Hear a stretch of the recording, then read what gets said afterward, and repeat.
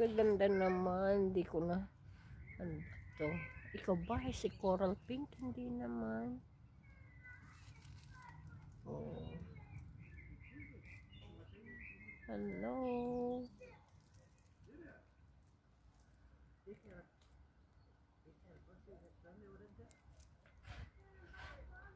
Ang unang yellow na peony. Yes. Yes. Pumuka na. Ang bango niya. Nice, mabango siya.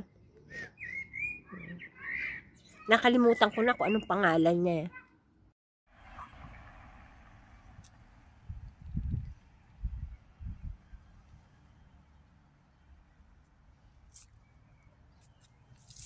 Not peony.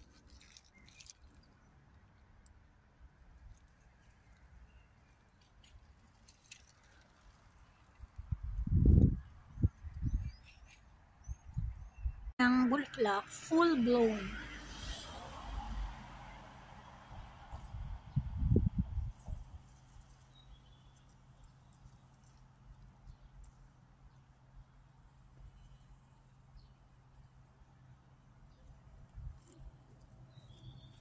Yan, maikli lang ang itinatagal ng bulaklak.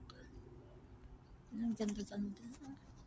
So, siya ang second na natapos. Kasi mas una sa kanyang natapos yung 3 peony.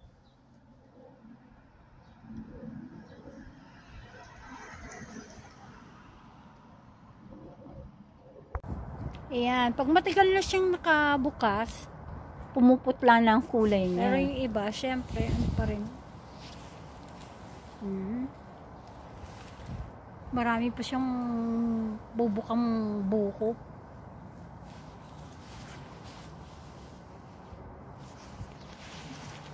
Ito, isa rin, no? Medyo hindi na ganun. Oh, lovely peonies. Yan, full blown na itong peony tree.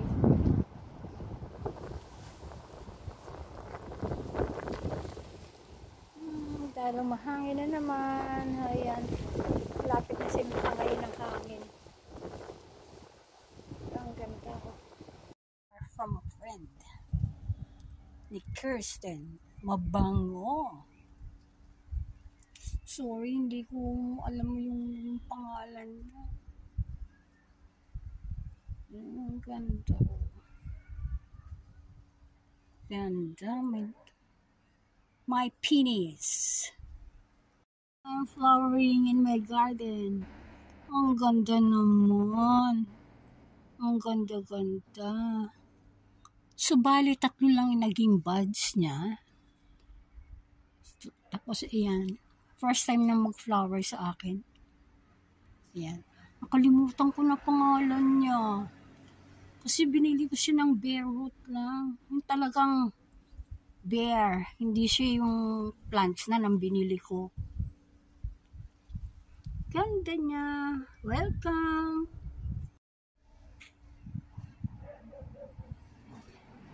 Oh, talaga naman ganda.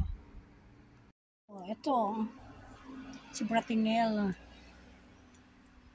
Malalaki talaga ang bulaklak ni Bratinella. Pero dahil sa madalas din na mahangin, ayan, nalalaglag, ganyan lang sila kadali. Pag sa hangin, hinahampasan pa sila.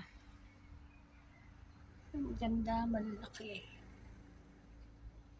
Peony. Ganda. Marami sila, paligid siya. Oh, ayan.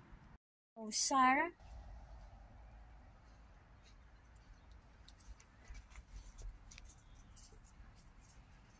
At talagang mga kagandahan nila.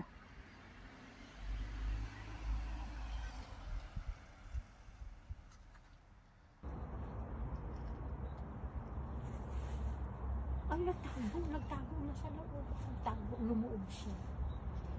Ay, camera siya. Yan. Napaka-generous talaga ng peony plant. Kung mag-flowers, ang lalaki at saka ang dami.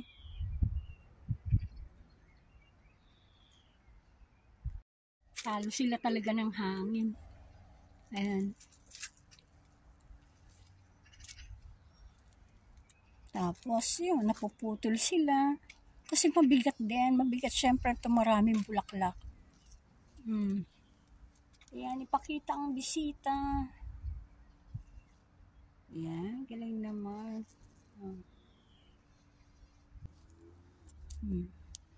Itong iba, wala na. Itong iba, may mga early peony kasi.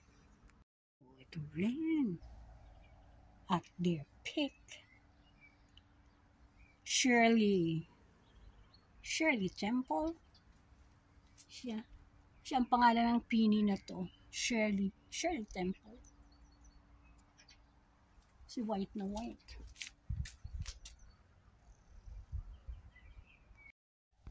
Nakakabilib talaga itong peony plant. Ito, nadagan-dagan na yan kasi nag-repair kami ng terrace. So, nadaganan na siya ng semento, naapakan, ng lupa, mga ganun, mga bato-bato. Pero, ayun, succeed pa rin siya. After a year, andyan siya. Ganun siya katibay. Kaya tama nga yung sinasabi nila na na-outlive ng peony ang nagtanim sa kanya. Mas matagal ang buhay niya.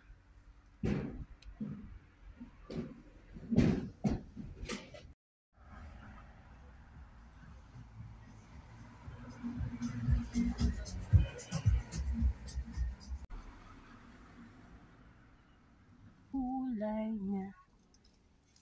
Na-fade nga si coral.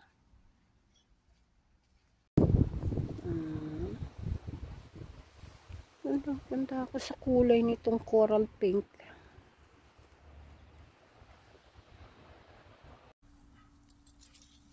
Ay, ganda. Nakatago siya.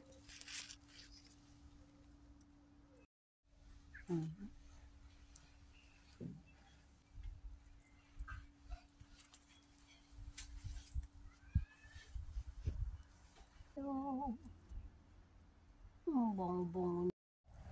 See? Ayun. Ang ating peony. At yan naman, mga buko ng lavender.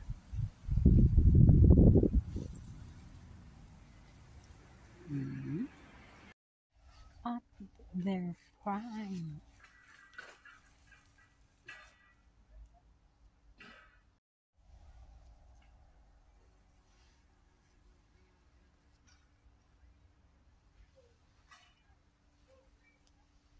Kapal.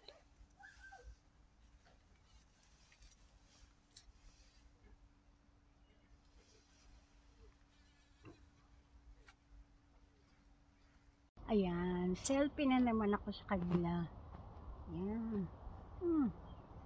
Uy, ganda-ganda. First timer. Ganda-ganda. Okay. Oh, saan ba? Pwede pa tayo mag-selfie? Gusto ko lagi may selfie sa aking Oh my God. Ganda-ganda. Grabe, ang dami-dami na. Padaan. Ayun. Hi.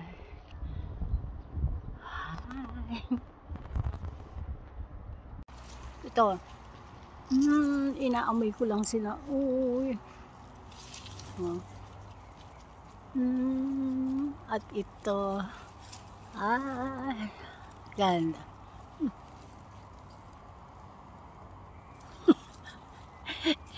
Hindi si pula masyado mabango. But anyway.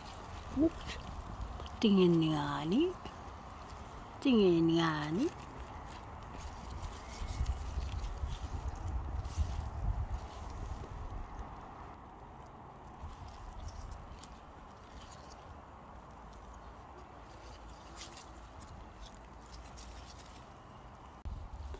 Ano talaga? Masyado. Masyado, di ba? Yakap, yakap po sila.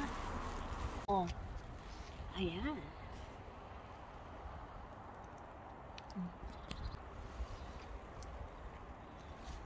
Ah, yeah, yeah. Ay, yeah, yeah. Ah. Papalpit.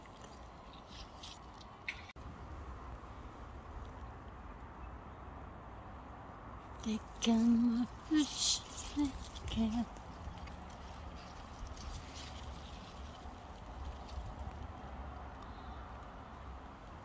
Ganda nila. Napaka-generous nilang magbulaklak.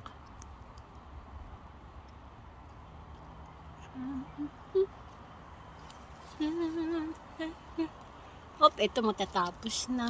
Matatapos na sila. Kaya panay ang pa-selfie ko sa kanila. Ay, yan ang aking mga peony collection. Sila. Kailangan i-video na ako ng galaglagaan.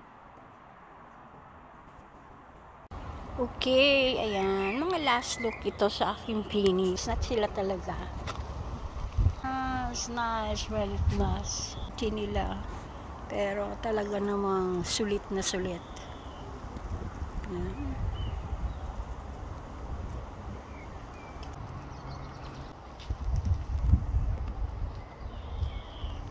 Last flexing. Flex ng ganda. Ito, bagong bukas pa lang siya, no?